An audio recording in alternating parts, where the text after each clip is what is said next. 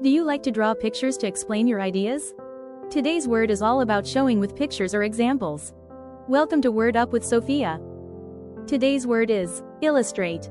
Can you say it with me? Illustrate. Let's spell it together. I-L-L-U-S-T-R-A-T-E.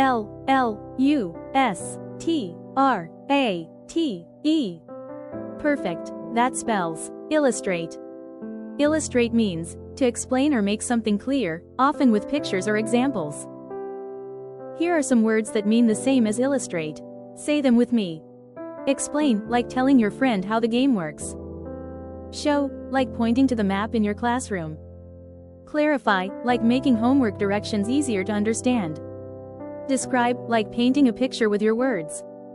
Demonstrate, like showing the class how to tie your shoes.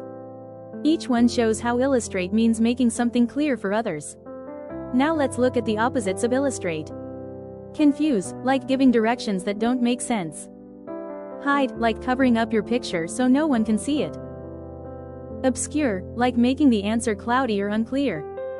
Conceal, like putting the facts out of sight. Mislead, like pointing in the wrong direction on purpose. That's the opposite of illustrating. Here's a great example. Sofia illustrated her story by drawing pictures of each part. Here's a quick check. Illustrate means to explain or make something clear by using examples or pictures. Synonyms: explain, show, clarify, describe, demonstrate. Antonyms: confuse, hide, obscure, conceal, mislead. Illustrating shows that pictures and actions can be just as powerful as words. Your challenge: draw or act out a story today to illustrate it for someone else. Wonderful, you illustrated your thoughts so creatively. Keep drawing and showing, explorers. See you tomorrow for Word Up with Sofia.